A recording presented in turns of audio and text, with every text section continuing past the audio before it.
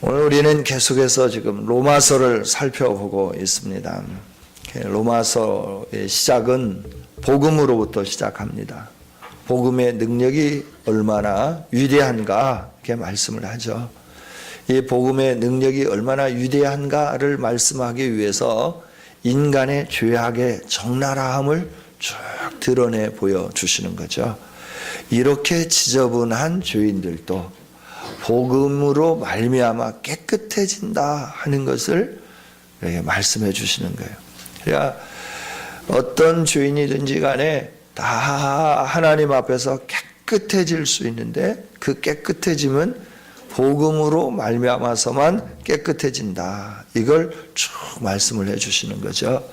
복음이 능력으로 나타나는데 죄인으로서 하나님의 심판에 이른 자들까지도 그 심판에서 벗어나서 하나님이 주시는 은혜와 복의 자리로 이를 수 있다. 이게 복음의 능력이다. 이걸 말씀해 주는 거죠. 이 능력은 유대인에게만 나타나는 게 아니라 헬라인에게도 나타난다. 즉 하나님이 구약에 선택한 선민들에게만 나타나는 게 아니라 이 시대에 살고 있는 선민이 아닌 우리들에게도 동일하게 이 복음의 능력이 나타나게끔 되어 있다라고 말씀해 주는 거죠. 그래서 이 복음의 능력에 대해서 뭔가 자기들은 다르고 차원 높은 신앙생활을 했다고 하는 유대인들을 향해서도 메시지를 전달해 주죠. 너희들 율법을 가진 거 참 잘했어. 좋은 민족이야. 하나님의 복받은 민족이야. 하나님 앞에 예배할 수 있는 그 특권을 가진 거 정말 좋은 그런 하나님이 주신 축복이야. 이렇게 말씀을 하시면서 그러나 율법을 가졌을지라도 네가 자긍심을 가지면 안 돼. 왜냐하면 구원을 얻는 데는 율법으로가 아니라 하나님이 허락해 주신 하나님이 이루어 놓으신 그 십자가 사건은 하나님이 주신 구원을 믿는 믿음으로만 되어지기 때문에 너희들이 율법을 가졌다고 할례를 행했다고 너희들이 하나님을 향하여서 제사하는 그 놀라운 특권을 가졌다고 자긍하지 말라. 너희들이 그렇게 모든 걸 다 가졌어도 너희들은 죄인이다 라고 말씀하는 거예요. 이러면서 왜 죄인인가 하는 것을 적나라하게 살펴주시면서 야, 율법을 비추어서 네가 율법대로 살고 있느냐라고 하는 거예요. 율법이 너가 죄인됨을 더 증명해주고 있지 않냐. 네가 얼마나 더러운 죄인인지, 네가 얼마나 이렇게 하나님의 구원이 꼭 필요한 사람인지 이걸 율법을 통해서 계속 보여주지 않냐. 그러니까 네가 율법을 가졌다고 네가 자긍심을 갖지 말고 자만한 마음을 갖지 말고 하나님이 베풀어 주신 은혜에 대해서 감사하면서 살아라. 이거를 3장, 4장을 통해서 이렇게 말씀을 해 주시는 것이죠.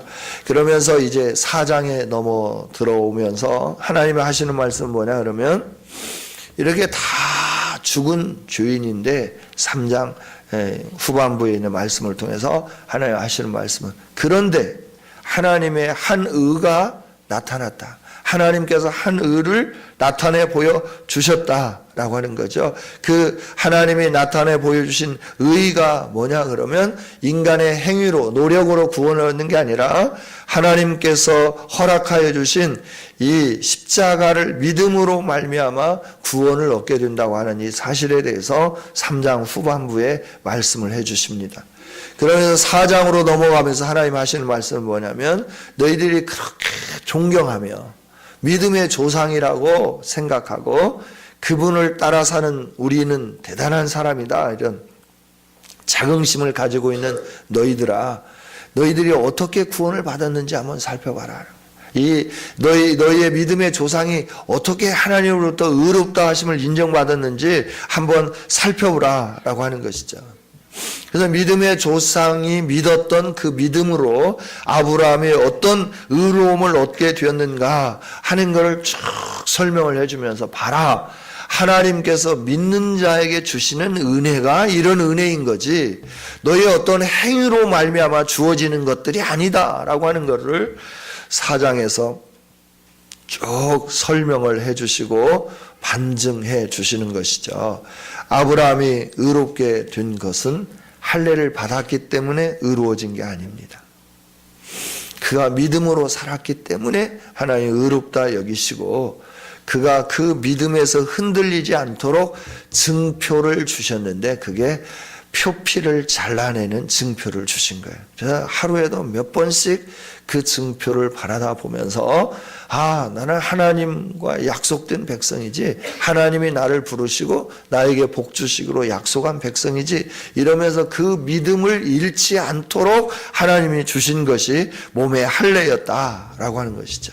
이 할례를 허락하여 주시면서 하나님은 이스라엘 백성들에게 믿음으로 말미암아 구원받는 거다. 그러니까 초대교회에 큰 이슈가 있었다고 하면 왜 할례 받지 않느냐라고 하는 거예요.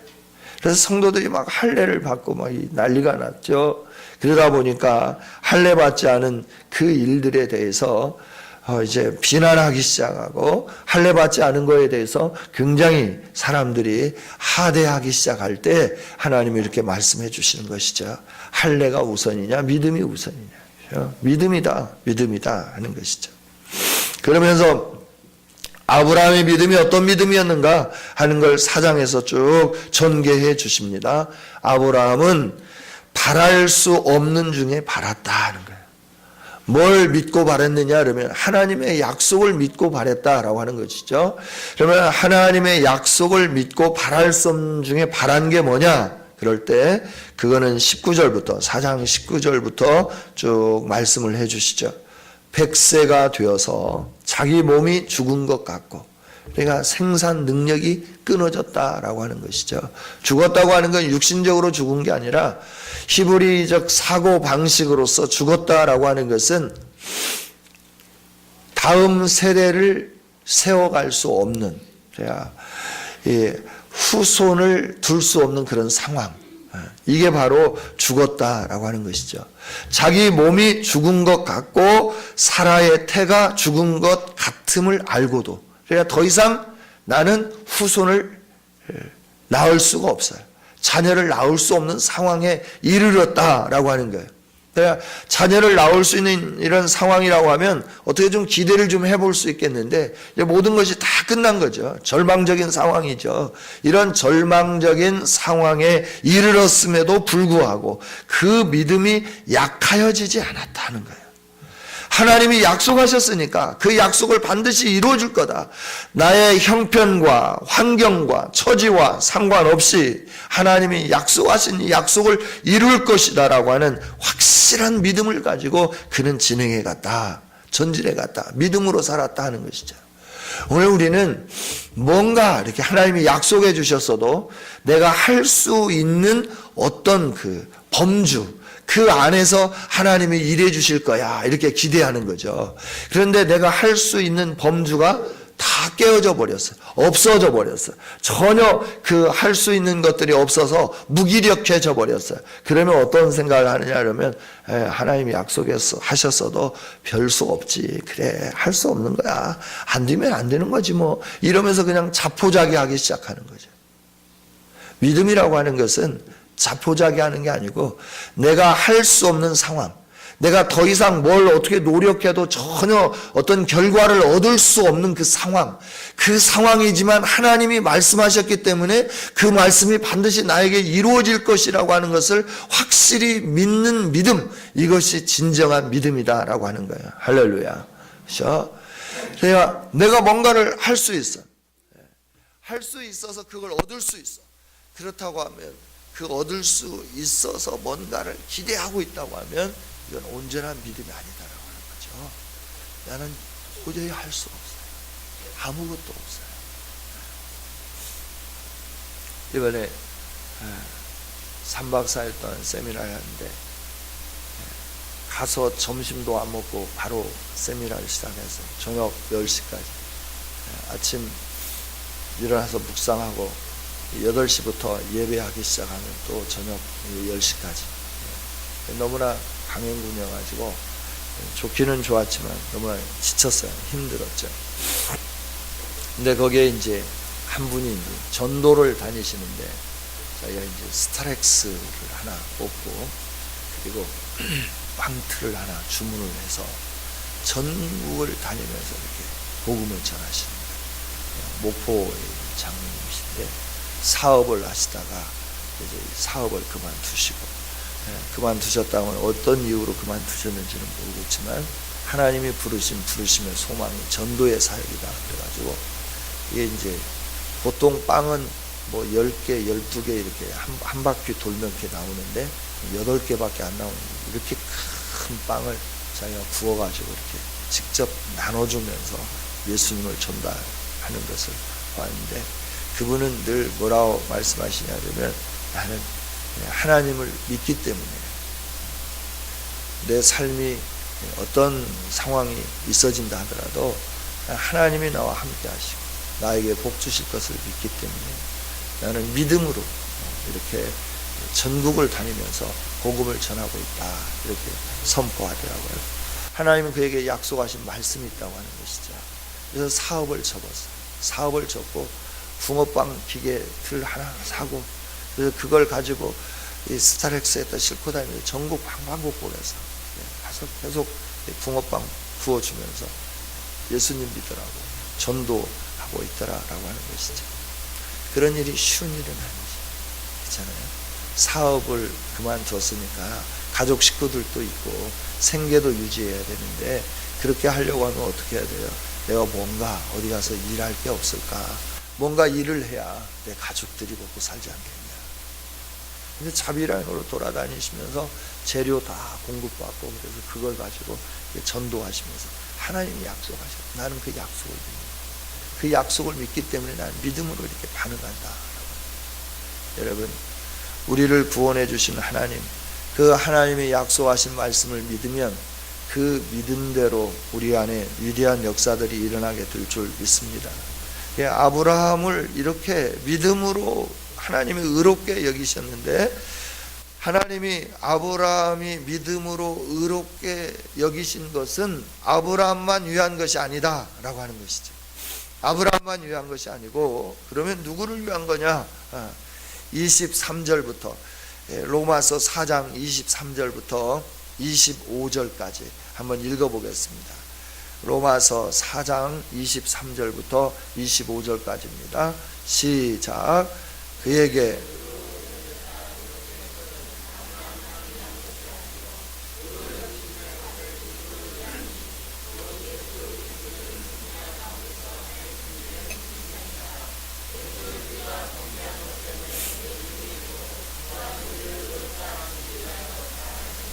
아멘. 23절에 보면 그에게 의로 여겨졌다 기록된 것은 아브라함만 위한 것이 아니요 의로 여기심을 받을 우리도 위함이다. 받을 우리도 위함이다. 그러면서 곧 예수 우리 주를 죽은 자 가운데서 살리신 이를 믿으면 어떻게 되냐 그러면 우리로 의롭다 하심을 얻게 되었다 이렇게 말씀해 주는 거죠. 할렐루야. 우리가 구원받고 의로워지는 것은 다른 데 있는 게 아니라 하나님께서 우리를 위하여서 예수님을 내어주셔서 죽게 만드시고 그래서 예수님을 다시 살리셔서 우리 의롭게 만들어 주셨던 그 하나님을 믿는 믿음. 그래서 예수님이 그렇게 하셨기 때문에 내가 죽었고 내가 살아서 나는 의로운 자가 되었다라고 하는 것을 믿는 이 사람들은 얼마든지 우리도 어떻게 되냐 하나님으로부터 의로 여기심을 받는다라고 하는 거예요. 여러분 우리가 의로워지는 거 절대 어떤 막 봉사 열심히 한다고 의로워지지 않습니다. 우리가 어떤 거 막 열심히 한다고 해서 하나님이 나를 불쌍히 여겨서 막 의롭게 봐주실 거야. 아닙니다. 우리가 의로워지는 것은 오직 예수 그리스도를 믿는 믿음입니다. 할렐루야.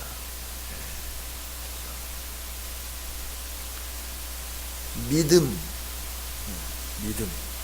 이 믿음은 우리로 하여금 구원을 가져다 주죠. 믿음은 구원을 가져다 주죠. 믿음은 구원을 가져다 주는데 예수님을 믿는 이 믿음, 이 구원을 가져다 주는데 수학을 한번 해보길 원합니다. 예수님 플러스 믿음.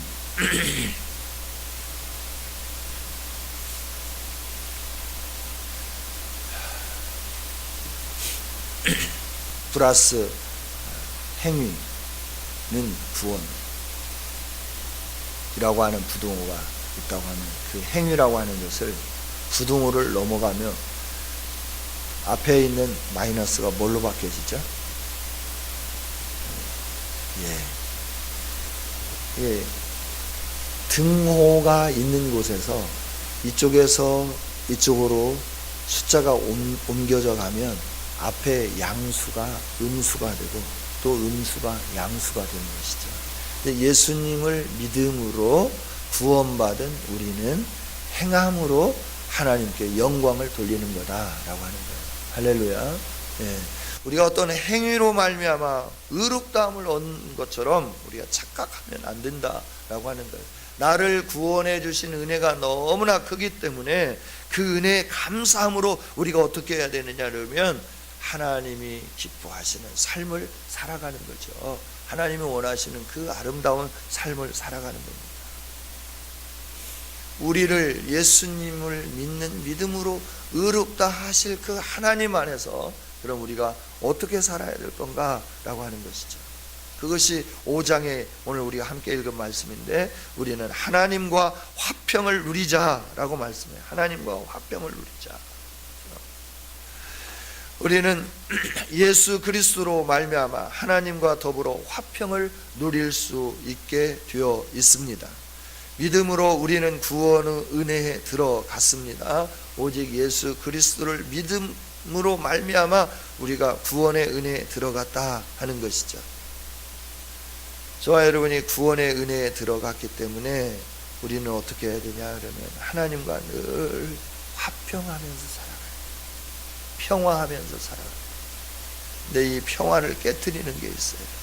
그게 뭐냐 하면 죄예요.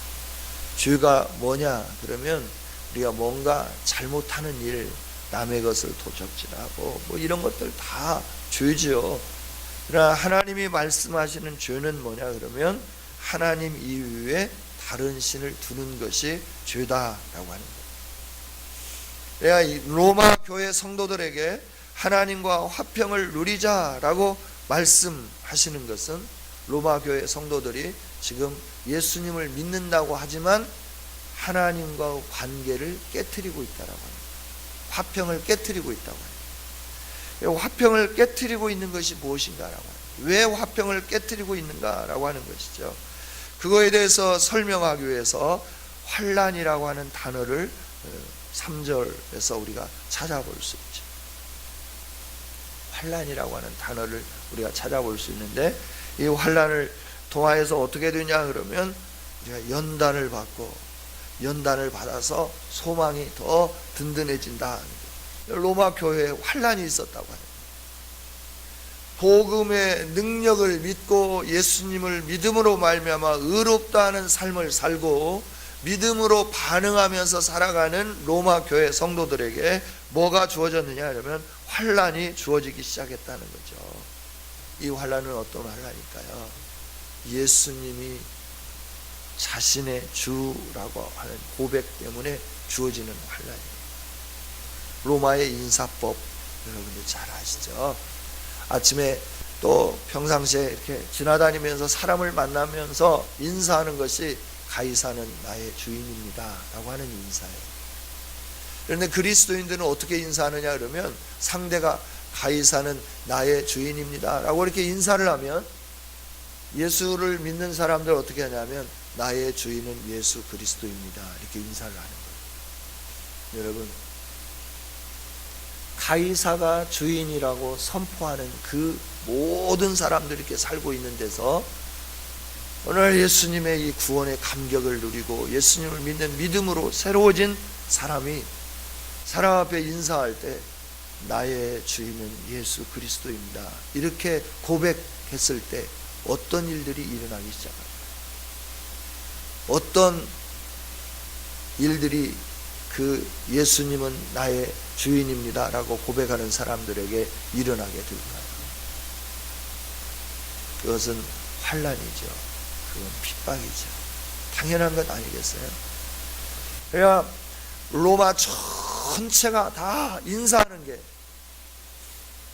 가이사가 우리의 주입니다 라고, 가이사가 나의 주가 되시는 분입니다 이렇게 고백하는데, 예수 믿는 사람만 아니요, 우리의 주인은 예수 그리스도입니다 이렇게 고백하게 되니까 그들이 영무자로 몰리게 되고 그들이 굉장히 힘들고 어려운 상황이 자꾸 일어나게 되는 것이죠.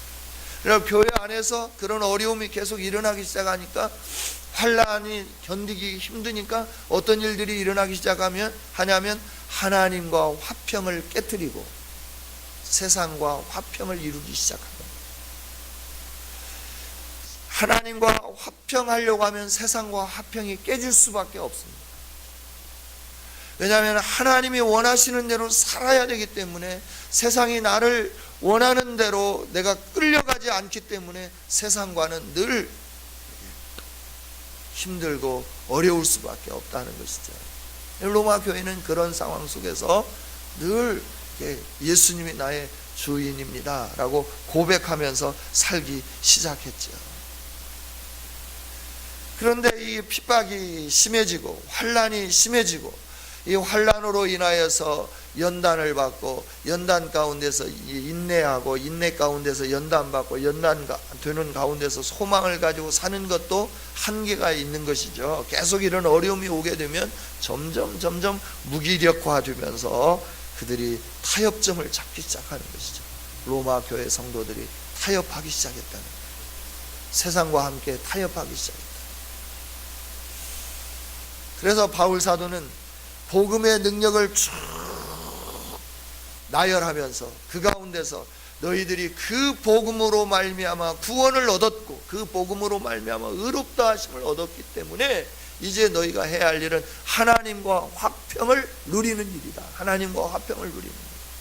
그 화평을 누리는 일은 너희들에게 힘들지만, 너희들이 굉장히 어렵지만, 그럼에도 불구하고 너희가 지켜야 할 일들이다. 하나님과 화평하면서 살아라. 하나님 안에 머물러 살고 하나님의 말씀대로 살고 너에게 구원을 주신 그 하나님을 기쁘게 해드리면서 살아라 라고 말씀하는 거예요. 그런데 사람들은 아우 힘들어요. 더 이상 힘들어요. 내가 좀 이렇게 가이사를 하나님처럼 섬기며 살면 안 될까요? 내 마음은 안 변할게요. 내 마음은 변하지 않고 그냥 겉으로만 가이사가 나의 주인입니다 이렇게 고백하면서 세상에서 좀 잘 살면 안 될까요? 그럴 때 하나님이 아니다 라고 말씀합니다. 너는 그렇게 살면 안 된다 라고 말씀합니다. 어떤 아버지가 나이를 많이 드셨습니다. 그래서 아들도 나이가 좀 많이 먹었어요. 그래서 까마귀가 날아가는 걸 보고 아들을 향해서 앉아서 같이 앉아 있으면서, 아들아 저 새 이름이 뭐지? 까마귀입니다. 좀 이따가 또 물어보는 거예요. 저 새 이름이 뭐지? 까마귀입니다. 까마귀. 그러고 이제 또 좀 이따가 또 물어보는 거예요. 아들아 저 새 이름이 뭐지? 까마귀입니다. 근데 이걸 계속 반복적으로 몇 날 며칠 이렇게 하니까 아들이 화가 나가지고, 아버지 그것은 까마귀라니까요 이렇게 했어요. 그러니까 아버지가 아무 말도 않고 방에 들어가서 일기장을 하나 가지고 와서 이렇게 접어진 데를 다 펴면서 아들에게 읽으라고 하는 거예요. 아들아 읽어봐라. 아버지가 쓴 일기. 그 아들이 3살 때 그 새를 바라다 보면서, 아버지 저 새 이름이, 아빠 저 새 이름이 뭐죠? 까마귀. 아 까마구. 이렇게 하니까 이제 계속 맨날 물어보는 거예요. 아빠 저 새 이름이 뭐지? 까마귀란다. 까마구? 그러면서 아버지는 그 일기장에다 썼어요. 이제 3살이 안 됐는데 아들이 내가 까마귀를 가르쳐줍니다. 까마귀라고 말한다. 너무나 기쁘고 행복하다. 이걸 써놨어요. 근데 그걸 아들이 까마귀라고 인식할 때까지 계속해서 아들을 향해서 아들아, 저건 까마귀란다. 화내지 않고 웃음으로, 기쁨으로, 감격스러움으로 그렇게 알려주고 거기에다 일기를 써놓은 거죠. 아들이 너무나 사랑스럽다. 알고 싶어서 알려줬더니 그걸 몇 번이고 반복해서 물어보고 또 알려주고 또 알려줘도 계속해서 물어보고 그 말을 알려고 하는 아들이 너무나 아름답다. 일기장을 써놓은 거예요. 그런데 아들은 커서 아버지가 이제 좀 연약해지고 귀도 좀 먹고 그러니까 이랬다는 것이죠. 오늘 우리가 하나님이 우리를 엄청 사랑해 주시고 우리에게 놀라운 복을 다 주셨는데 하나님이 너 내 뜻대로 좀 살자 그러니까 싫어요. 그냥 아버지는 그냥 맨날 이런 것만 하기를 원해요. 이러면서 좀 이 아버지와 아들과 그 관계점처럼 아버지는 한량없이 기뻐서 그냥 마음껏 주는 거예요. 아들은 그냥 몇 번 하고 난 다음에 신경질 나고 아버지 그것도 몰라요. 까마귀인데 몇 번이나 가르쳐줘야 알아요. 이러면서 퉁명스럽게 우리가 하나님을 대하고 있지는 않는가라고 하는 것입니다. 여러분, 하나님은 저와 여러분을 위해서 예수 그리스도를 아낌없이 내어 주셨습니다. 그리고 그 예수님을 믿을 수 있도록 믿음도 허락해 주셨습니다. 우리가 어떤 때 이런 은혜를 주셨느냐 그러면 오늘 말씀에 있는 말씀을 보면 6절부터 있는 말씀을 보면 아직 연약할 때, 아직 죄인 되었을 때, 6절에서 아직 연약할 때, 8절에서 우리가 아직 죄인 되었을 때 그리스도께서 우리를 위하여 죽으셨고 하나님께서 우리에 대한 하나님의 사랑을 확실하게 나타내 보여주셨다라고 말씀하는 거예요. 그래서 진노에서 구원을 받게 되었다.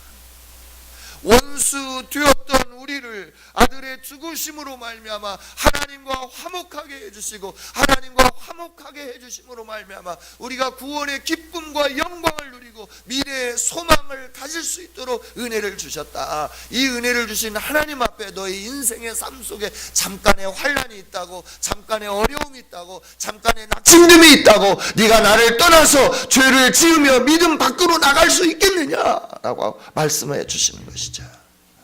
여러분, 예수님은 우리가 죄인 되었을 때 우리를 위해 죽어 주셨습니다. 우리가 선인일 때 선인을 위하여 혹 죽는 사람이 있대요.